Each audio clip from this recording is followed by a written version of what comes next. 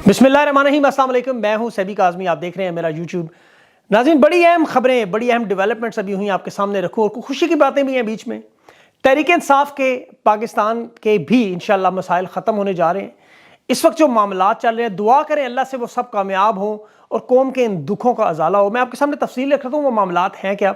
इसके साथ साथ लंदन प्लान अपने आखिरी मरहले में हिचकियाँ लेते हुए निगरान वज़ीर आज़म लंदन पहुँच गया है। अमेरिका में मुलाकात के बाद अब नवाज शरीफ, शहबाज शरीफ और मरियम नवाज आखिरी इतला के मुताबिक खुफिया मुकाम पर इनकी मीटिंग, उसकी तफसील आपके सामने रखता हूँ। सनम जावेद, उनकी रिहाई उनके बच्चे, उनकी वालदा बड़े खुश थे। 1 लाख के मुचलकों पर सनम जावेद, रुबीना जमील, अफशां, तारिक अस्मा, शुजा पाशा, अली हसन, हसनैन कादरी, इन लोगों की ज़मानत। आपको पता है जो कोर कमांडर हाउस पे हमला था उसकी। आलिया और जो बाकी लोग हैं, यास्मीन राशिद हैं उसमें, और खदीजा शाह, इनकी अभी ज़मानत नहीं। उसकी वजह क्या है वो मैं आपको बताता हूँ। अमेरिका में बड़ा एहतजाज जो यूनाइटेड नेशन के बाहर, आपको पता है, और सऊदी अरब में भी नेशनल डे था, वहाँ पे भी बहुत बड़ा एहतजाज, इमरान खान के लिए नारे मारे गए। जमात इस्लामी ने कौमी और सूबाई हलकों के उम्मीदवार फाइनल कर लिए। बड़ी इंपॉर्टेंट बात है। 15 दिनों में बाकी लोग भी तैयार हो रहे हैं। नून लीग 1 से 7 जलसों का मंसूबा बना रही है। अब किसके साथ इत्तेहाद हो सकता है, तहरीक इंसाफ का प्लान क्या है, ग्रीन सिग्नल क्या मिला है। लाहौर में एक बड़ा सेमिनार हुआ जिसमें एतजाज़ हसन, हामिद खान, एयाज अमीर, शेर अफजल मरवत, लियाकत बलोच, बड़ी तबाहकुन किस्म की बातें गद्दारी में भी आती हैं और वफादारी में भी। तीसरा रास्ता अब नहीं है, वो मामला भी आपको बताना होगा। सुप्रीम कोर्ट में इस वक्त 7 बड़े अहम मामलात हैं। वो अहम केसेस कौन से हैं?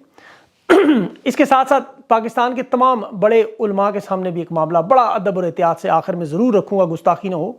सबसे पहले तफसील आपको बताऊँ, निगरान वज़ीर आज़म अक़वाम मुत्तहिदा में जनरल असम्बली की तकरीर। इस तकरीर जो कर रहा था, हाल में बैठे हुए मैंने लोग गिने यकीनी तौर पर, इसके अलावा लश्कर को छोड़ के तकरीबन 10 बंदे थे शायद। इसी मकाम पर इमरान खान की तकरीर थी जिस पर अर्दगान अपनी सीट से उठकर आकर बोसा देने पर मजबूर हुआ। ईरान के सदर ने खड़े होकर मरहबा कहा। सऊदी अरब से लेकर फ़लस्तीन तक तमाम उम्मत मुस्लिमा को यकीन हो गया था कि अगर उम्मत मुस्लिमा का कोई लीडर हुआ तो वो ये होगा, इमरान खान। इसीलिए जब 2 दफ़ा OIC बुलाई तो ये सारे सर के बल चलते हुए हैं। इस एक तकरीर ने इमरान खान की पाकिस्तान के इमेज पूरी दुनिया में बुलंद किया। हम सबको फ़ख्र हुआ कि इमरान खान पाकिस्तान का वज़ीर। आज शर्मिंदगी और अफसोस है कि हम कांगो और बर्किना फासो से भी नीचे चले गए। ये निगरान वज़ीर आज़म मुज़ालिम का जिक्र कर रहा था, यकीन कर हिंदुस्तान के लोग हंस रहे थे। उन्हें यकीन नहीं आ रहा था कि ये शख्स हमारे पर इल्ज़ाम लगा रहा है मुज़ालिम का। बिल्कुल उसी तरह जिस तरह मरियम नवाज 50 रुपये के स्टाम्प पर भागने वाले बाप को जला वतन कह रही थी। निगरान वज़ीर आज़म इस तकरीर के बाद पाकिस्तानियों को नहीं फेस कर सका, छोटे से दरवाजे से काले रंग की गाड़ी में अपने अगले मिशन की तरफ लंदन। ये लंदन प्लान इनके मंसूबे की आखिरी कड़ी। नवाज शरीफ, आपको पता है उनकी हालत ये है कि इन्हें अंदाज़ा हो चुका है शहबाज शरीफ की हुकूमत के बाद खुद नून लीग का सर्वे इन्होंने करवाया और उनके नताइज थे कि नवाज शरीफ अपनी ज़ाती नशिस्त भी जब्त करवाएगा। ये इस्तकबाल के लिए लोग 1 करोड़ 25 लाख, आपको पता है, ख़त गुर्बत से नीचे चले गए 16 महीनों में, और इनमें से 10% भी इस्तकबाल के लिए आ गए तो मियाँ साहब का प्लेटलेट्स सब जो है ना वो दरम बरम हो जाना है। नैब का मुजरिम निगरान वज़ीर आज़म साजिश करने लंदन, कैमरों सहाफ़ियों से छुप कर खुफिया रास्ता, बाप बेटी चचा एक मीटिंग के लिए इकट्ठे हो रहे। ज़रा अंदाज़ा करें इस मीटिंग में कौन लोग हैं? 3 वज़ीर आज़म। नवाज शरीफ 3 मरतबा बना, शहबाज शरीफ 16 महीने, और अब निगरान। और हालत ये है कि ये दुनिया के सामने नहीं मिल सकते, चोरों की तरह मिल रहे हैं। वजह शहबाज शरीफ अच्छी तरह जानता है, नवाज शरीफ अच्छी तरह जानते हैं पाकिस्तान आने का इंजाम क्या होना है। अवाम में इनकी मकबूलियत बिल्कुल ख़त्म हो चुकी है। इनमें से कोई एक शख्स, आप यकीन करें, चैलेंज ले लें, चले जा बाहर, किसी मीडिया को नहीं, खुद अपने मोबाइल पर पहले 10 लोगों से, अपनी मर्जी के लोगों से ये सवाल पूछ ले, आपको जवाब मिल जाएगा। कौन मकबूल है? अवाम, लोग किसको वोट दे रहे हैं? अवाम को मकबूलियत मिलती है बयानिया। इनका बयानिया क्या है? जनरल बाजवा और फैज़ का ट्रायल। इन्होंने अवाम को पता नहीं भेड़ बकरी समझा हुआ है, कान उनके बंद है, बहरे हैं, आंखों से अंधे हैं अवाम, या बेवकूफ़ है, या इन्हें समझ नहीं आ रही कि 16 महीने पहले जनरल बाजवा से इमरान खान की हुकूमत इन्होंने गिरवाई। शहबाज शरीफ को फर्दे जुर्म वाले दिन वज़ीर आज़म बनाया, जो अपने भाई का 50 रुपये का स्टाम्प दे के भिजवा चुका था लंदन, और उसकी गाड़ी चला के जनरल फैज़ गया। तमाम वज़रान के TV चैनल पर बैठ के ये बात मान चुके हैं कि 5, आपको पता है 2019 में 7 महीने बाजवा के साथ डील चलती रही। इमरान खान की 7 महीनों की हुकूमत के बाद मामलात इनसे शुरू हो गए। खुद इनके वज़रा عمران خان کو انہوں نے بتایا کہ باجوہ کو خود انہوں نے ایکسٹینشن دی نون لیگ کے لوگوں نے. رانا ثناء اللہ خواجہ آصف مان چکے ہیں. شہباز شریف کو حکومت ملی, مریم نواز کی ٹویٹ آئی تھی الحمدللہ. پھر سمدی اسحاق ڈار کو خصوصی طور پر ٹرانسپورٹ کیا گیا ایئر فورس ون میں معیشت سنبھالنے کے لیے, نواز شریف نے بھیجا. شہباز شریف لندن جا کے اسے ہدایات لیتا رہا. 16 مہینے میں نیب کی ترامیم, تمام کیسز ختم کرائے, تمام منجمد اثاثے بحال کرائے. 2400 ارب روپیہ جو پاکستان میں اکٹھا ہوا, 5 ہندوستان کے جہاز یہاں آ کے ان کا سارا مال یہاں سے لے کے نکل گئے. نواز شریف کو پتہ ہے کہ ایسٹ انڈیا کمپنی سے لوگ شدید نفرت کرتے ہیں. عمران خان کی حکومت گراؤ تو صرف باجوہ کا نام آتا ہے, تو وہ اب باجوہ کے نام پر عوام سے ہمدردی لینے کے لیے باجوہ اور جنرل فیاض کے نام بیانیاں بنا رہے ہیں. پیپلز پارٹی سے ادھورا کچھ, یہ نہیں ٹرائل چاہتے کبھی بھی. ان کا اگر معاملہ نہ بنا تو پھر موجودہ اسٹیبلشمنٹ پر تنقید کریں گے, ان کے ساتھ کھل کے تھوڑا اپنا الیکشن کا ماحول بنائیں گے. لیکن یہ ڈر نتیجہ کیا نکلے گا, اس کے لیے ان کی انوار الحق سے ملاقات ہو رہی ہے کاکڑ سے. یہ سمجھتے ہیں عوام کو ان باتوں کا پتہ نہیں, اللہ جانے یہ کس دنیا میں رہتے ہیں, کون سا سستا نشہ کرتے ہیں. مریم نواز کہہ رہی ہے میرے والد جلا وطن تھے, یہ وہی ہیں جو کہتی تھی میری پراپرٹی نہیں, اور اسی پراپرٹی میں کھڑی ہو کے کہہ رہی ہے کہ میرے والد جلا وطن تھے. حالانکہ پچھلے 5 سال سے یہ عوام کو یہ چورن بیچ رہے ہیں, نواز شریف بیمار ہے, علاج کروا رہا ہے, اس لیے وہ پاکستان نہیں آ سکتا. اس دوران وہ اٹلی کے پیزے کھانے جا سکتا ہے, اسپین جا سکتا ہے, سوئٹزرلینڈ بینک میں اپنے پیسے گننے جا سکتے ہیں, اسرائیل ہندوستان سے ملاقاتیں کر سکتے ہیں, افغانستان سے بھی ملتا رہا.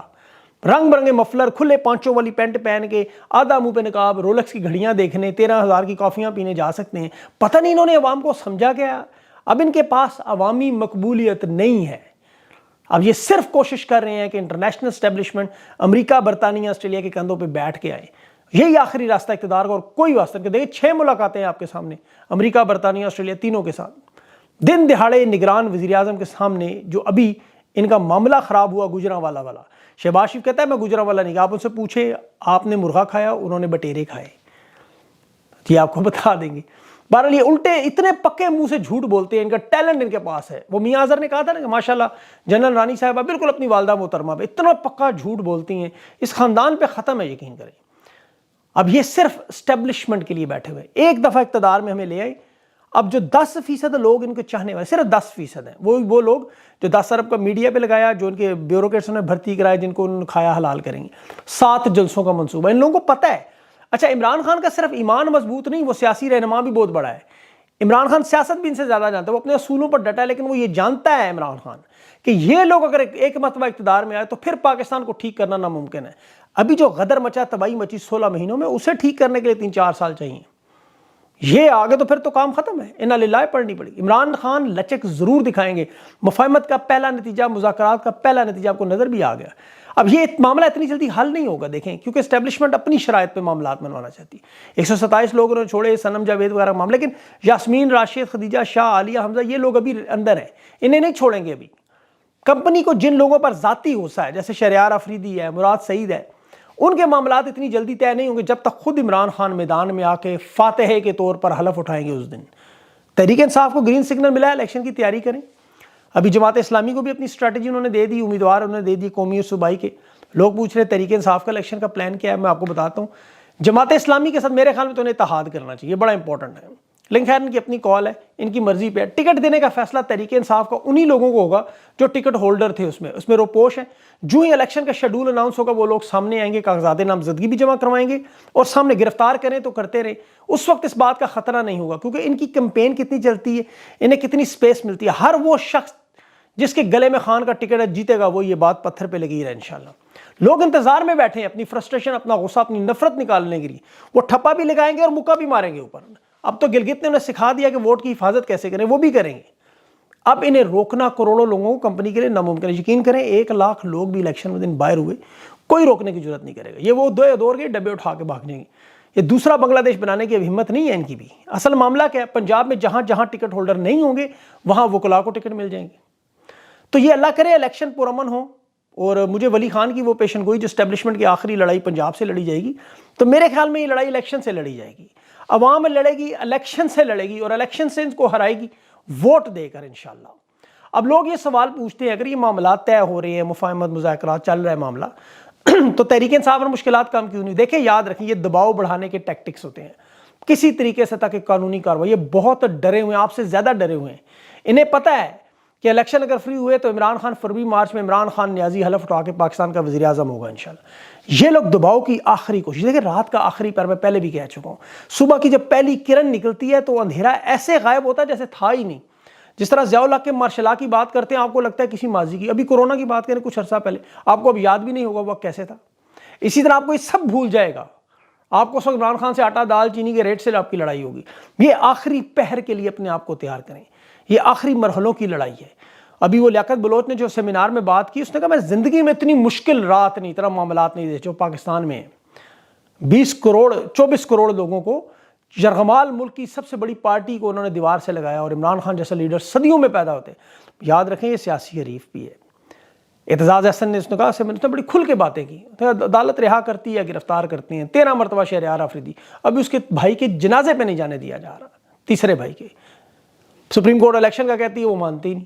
ان کا ایک ہی فیصلہ، ہم نے پاکستان کو بے آئین بنانا ہے، ایک ایسا ملک آئین کا وجود ہی نہ ہو۔ 2015 میں چیف جسٹس نے فیصلہ دیا تھا، قاضی فائز نے، کہ فوجی عدالتیں ترمیم کے بغیر نہیں ہو سکتی، تو وہ کبھی بھی نہیں ہو سکتی۔ زبردستی بنایا تو ان کی مرضی ہے، لیکن اس کی کوئی ترمیم کی ضرورت۔ ایاز امیر نے بڑا اچھا بولا، اس نے کہا زبردستی جناح ہاؤس کہتے رہے، لیکن قائد اعظم محمد علی جناح کا قبضہ ایک دن بھی نہیں ملا۔ فاطمہ جناح یہاں جب تک زندہ رہی ایک دن بھی نہیں وہ اس میں رہنے کا موقع ملا۔ آج اس کی گھر کی حرمت پر بندے مارے جا رہے ہیں۔ حامد خان نے بھی بڑی اچھی باتیں کی، پرویز الہی اور تمام لوگوں کی زیادتیوں کا ذکر کیا، کریک ڈاؤن کی بات کی، لیکن سب سے دیکھیں اس میں جو اہم بات ہے، پاکستان کی عدالتی تاریخ میں سب سے بڑا مذاق میں آپ کو آپ نے سنا نہیں ہوگا، یہ دنیا کی بلکہ تاریخ میں پہلی مرتبہ اڈیالہ جیل منتقلی کیس میں فیصلہ محفوظ ہونے کا مطلب سنانا ہے، اب وہ دوبارہ سماعت کے لیے مقرر فیصلہ، مطلب انہوں نے ورلڈ ریکارڈ بنانا ہے۔ اندازہ کریں، میں حیران ہوں ان کی سوچ پہ۔ سپریم کورٹ میں اہم مقدمات 90 دن کے اندر انتخابات کا لگا ہوا ہے، military trial, secret act, army ترمیم ایکٹ، اس پہ درخواست پر فیصلہ ہے۔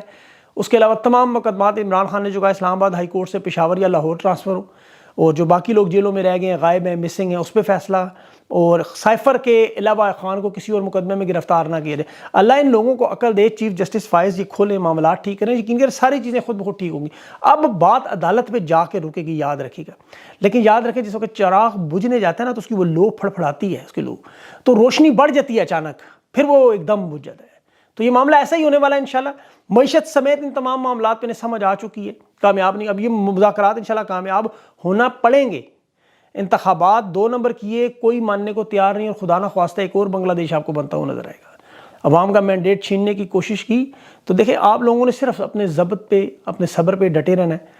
اور یہ جو آپ کو کہتے ہیں نا بار بار نواز شریف اگلا وزیر اعظم آ رہا ہے، معاملات ہو گئے، یہ ہو گیا، وہ ہو گیا، فلاں ہو گیا، یہ آپ کے حوصلہ توڑنے کی بات۔ آپ صرف الیکشن کی تیاری کریں، الیکشن کمپین کی تحریک انصاف کو کوئی ضرورت نہیں ہے۔ یقین کریں یہ صبح الیکشن کروا دیں تب بھی آپ ہی کی جیت ہے۔ عمران خان جلسوں کی آپ پہلے ہی وہ سینچری ماری تھی، 52 جلسے تھے۔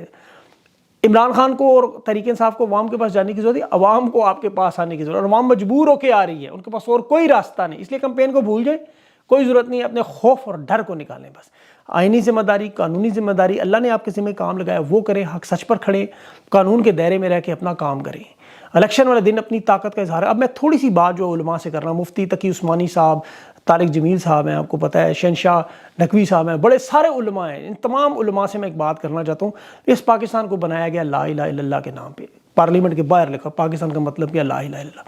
قرآن پڑھیں آپ، دین پڑھیں، دین یہی کہتا ہے ظالم کفر کا نظام چلتا ہے، ظلم کا نہیں۔ یا تو یہ ساری چیزیں آپ کے سامنے جو روز آتی ہیں یہ ظلم نہیں ہے۔ نواز شریف کو 50 روپے کے اسٹامپ پہ بھیجا، عباد الرحمان اپنے بیٹے کو نہیں مل سکا، ایڑیاں رگڑتے بچے مر رہے ہیں، عورتوں کے ساتھ جو ظلم اور زیادتی ہو رہی ہے۔